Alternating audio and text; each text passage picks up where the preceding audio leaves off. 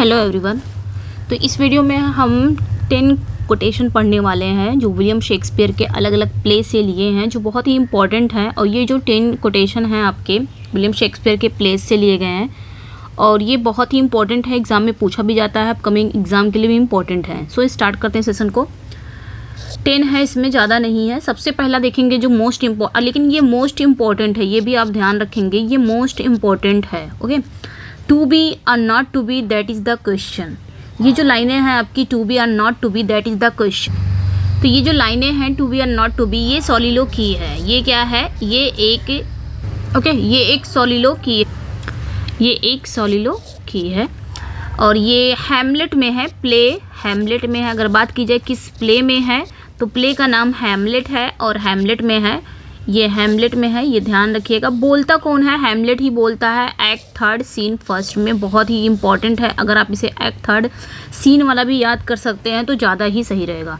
Next जो है आपका, all the words a stage, सारी दुनिया एक रंगमंच है। ये जो था टू बी और नॉट टू बी, क्या किया जाए, मर जाया जाए या जी जाए, क्या किया जाए, कुछ समझ में नहीं आ रहा है, यही क्वेश्चन है। क्योंकि ये कब बोलता है हैमलेट? जब वो क्लॉडियस को मारना चाहता है बट वो मार नहीं पाता है, और एक टाइम, एक मोमेंट ऐसा रहता है मारने का, लेकिन उस समय क्लॉडियस पूजा करता है, प्रे करता है, और उस समय ये हैमलेट मारना की सोचता है कि अब मैं मार दूँ, लेकिन फिर वो वहाँ रुक जाता है।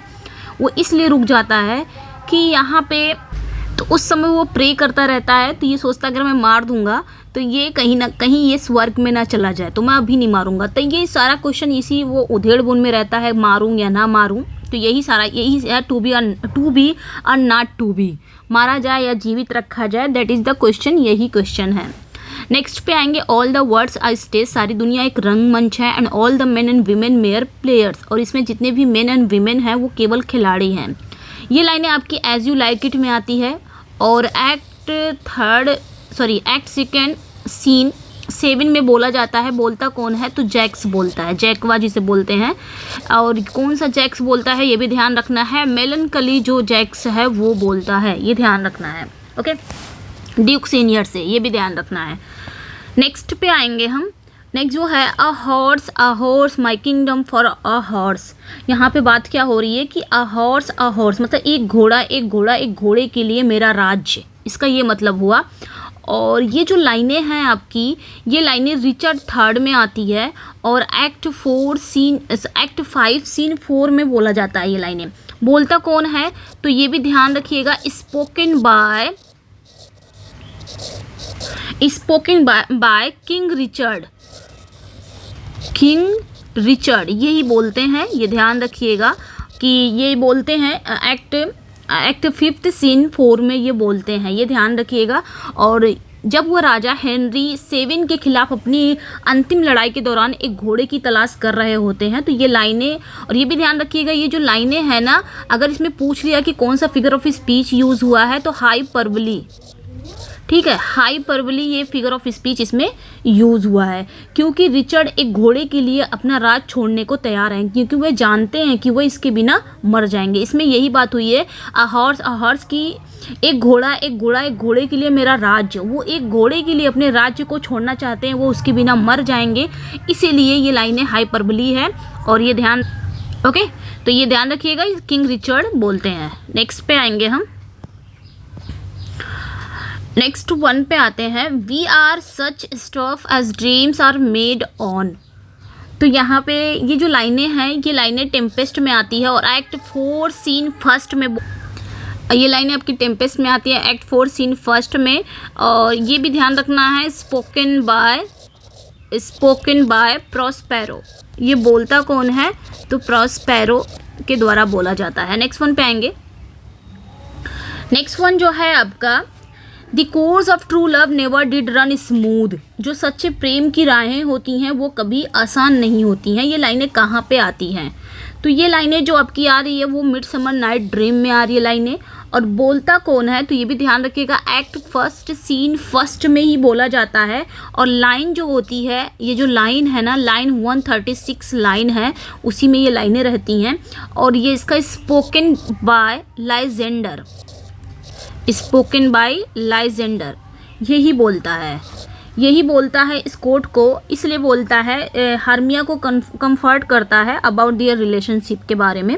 तो ये ध्यान रखिएगा।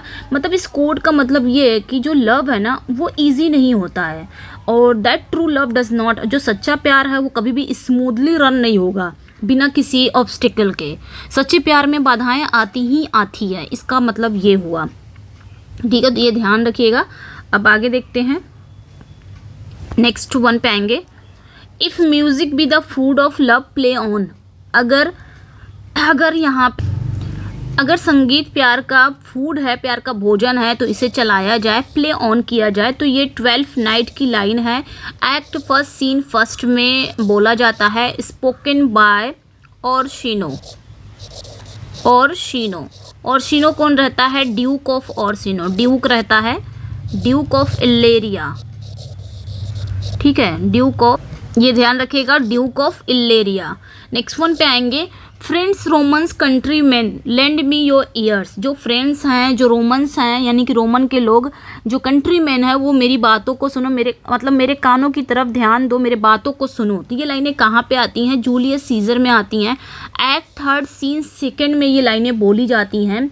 और किसके द्वारा बोला जाता है? तो मार्क एंटनी के द्वारा बोला जाता है, spoken by Mark Antony. Okay, spoken by Mark Antony के द्वारा बोला जाता है। It is the first line of speech given by Mark Antony in act 3rd scene 2। The line is considered one of the Shakespeare most famous. ये Shakespeare की most famous लाइनों में से एक है, ये भी ध्यान रखिएगा। और ये जो लाइनें हैं, ये स्पीच है जो इस लाइन से शुरू होती है ना, आई कम टू बरी सीजर, मैं सीजर को दफनाने आया हूँ, नॉट टू प्रेज हिम, उसकी प्रशंसा करने नहीं आया हूँ। तो वहीं से ये लाइनें स्टार्ट होती हैं। चलिए नेक्स्ट वन पे आएंगे। once more unto bridge dear friends once more। ये जो लाइनें आ रही हैं आपकी, ये जो लाइनें आपकी आती हैं, once more unto bridge dear friends once more, इसके आगे की भी लाइन है, और close to wall up with our English dead। ये एक लाइन है, हेनरी 5th से ये लाइनें हैं, और एक्ट 3rd सीन 1 में बोला जाता है by William Shakespeare in the play. जो किंग हेनरी है वो ये लाइनें बोलते हैं, ये ध्यान रखिएगा, किंग हेनरी के द्वारा ही लाइनें बोली जाती हैं। अब आगे आते हैं हम, next one, to thine own self be true. ये जो लाइनें हैं, to thine own self be true, मतलब यहाँ पे कहने का मतलब है कि अपने आप के प्रति सच्चे रहो। ये लाइनें कहाँ पे आती हैं? तो ये ध्यान रखिएगा, हैमलेट में लाइनें आती हैं, एक्ट 1st सीन 3 में ये लाइनें। बोलता कौन है? तो स्पोकन बाय पोलोनियस। ये ध्यान रखिएगा, ये पोलोनियस बोलता है। और कब बोलता है ये भी ध्यान रखिएगा, और एक्ट 1st सीन 3 में ये बोला जाता है, ये भी ध्यान रखिएगा। क्लॉडियस को, पोलोनियस कौन है? ये एडवाइज़र ऑफ क्लॉडियस का सलाहकार है। पोलोनियस द्वारा ये जो पोलोनियस जो स्पीच देता है ना, उसका एक पार्ट है ये, to thine own self be true. और इसमें पोलोनियस अपने बेटे लियर्टिस से बात कर रहा होता है, क्योंकि वह फ्रांस जाने की तैयारी कर रहा है। पूरी लाइन यही है, पूरी लाइन अगर आप देखेंगे तो यही है। The full line is the above all, to thine own self be true and it must follow as the night the day, thou knowest not then be false any man। ये पूरी line है, मतलब इसका मतलब ये हुआ कि अपने आप के प्रति सच्चा होना और इसका पालन करना होगा जैसे रात को दिन, फिर आप किसी भी आदमी के प्रति झूठे नहीं हो सकेंगे। मीन्स कहने का मतलब पोलोनियस को ये था, अपने बेटे को समझा रहा था कि अक्सर लोगों को स्वयं के प्रति ईमानदार होने और अपने स्वयं के मूल्यों और विश्वासों के प्रति सच्चे रहने के लिए प्रोत्साहित करने के लिए किया जाता है। ये जो लाइनें हैं, इसे दूसरों के साथ पाखंडी या बेईमानी होने के खिलाफ चेतावनी के रूप में समझा नहीं जा सकता है। तो इस प्ले में जो रेफरेंस निकलता है, पोलोनियस अपने बेटे को खुद के प्रति सच्चा रहने की सलाह दे रहा है, भले ही इसका मतलब वो दूसरों की इच्छाओं के खिलाफ जाना हो। उनका मानना है कि अगर लियर्टिस खुद के प्रति सच्चा है तो वह सत्यनिष्ठा और ईमानदारी की जीवन जी सकेगा। तो सिंपली इस लाइन का यही मतलब है कि अपने आप के प्रति सच्चे रहो। ओके, एंड लास्ट देखेंगे, लास्ट है ये, parting is such sweet sorrow. जो पार्टिंग है यानी कि विदाई कितना मीठा दुख है। अगर इसमें फिगर ऑफ स्पीच पूछा जाए तो ऑक्सीमोरोन की फिगर ऑफ स्पीच इसमें यूज़ किया गया है। ऑक्सीमोरोन इसमें फिगर ऑफ स्पीच है, क्योंकि स्वीट सॉरो आपने खुद देखा है, मीठा दुख। और ये जो ये रोमियो एंड जूलियट की लाइन है, एक्ट सेकेंड सीन सेकेंड में बोला जाता है by Juliet, spoken by Juliet. Juliet बोलती है किससे? रोमियो से बोलती है, रोमियो से बोलती है। और ये बालकनी सीन है, भी ध्यान रखिएगा, ये बालकनी सीन है, ठीक है, ये बालकनी सीन है जब जूलियट रोमियो को गुड बाय कहती है। उस समय जब वो लोग मिलते हैं तो उस समय ये लाइनें बोलती हैं, ये लाइनें बोलती है क्योंकि ये एक दुखद अलगाव, मतलब ये एक ऑक्सीमोरोन है और एक दुखद अलगाव के विचार को सुखद पुनः मिलन की प्रत्याशा को जोड़ती है। मतलब जब दोनों अलग होते हैं, मिलते हैं, फिर दोनों अलग होते हैं, तो वहाँ पे ये बोलती है जूलियट कि यहाँ पे हम अलग हो रहे हैं तो ये तो दुखद की बात है, लेकिन फिर अंदर मन ही मन में ये सोच रहे हैं कि फिर हम अगले दिन मिलेंगे या फिर मिलेंगे तो वो एक सुखद है, वो एक हम खुश हो रहे हैं अगले दिन मिलने के लिए। तब ये चीज़ बोला जा रहा है कि जो पार्टिंग है वो वाकई में सच स्वीट सॉरो है, ठीक है। जूलियट रोमियो से अलग होने के लेकर परेशान है, लेकिन वो ये भी जानती है कि इस बार दूर रहने से मजबूत भावनाएं और अधिक लालसा और जो मिलने की तड़प है वो पैदा होगी। इसे मीठा दुख कहकर जूलियट रेफर करती हैं, दर्शाती हैं कि वो अपनी अगली मुलाकात से बहुत खुश है। इसका मतलब यही हुआ कि इस समय तो हमें बहुत तकलीफ हो रही है, अलग हो रहे हैं, लेकिन मुझे फिर अगली मुलाकात से बहुत वो खुश हो रही है। तो इस लाइन में रोमियो और जूलियट को एक दूसरे के प्रति उनके प्यार की याद भी दिलाती है। रोमियो से अलग होना इतना दुखद नहीं होगा जब तक कि वो उसे सच्चा प्यार ना करती हो।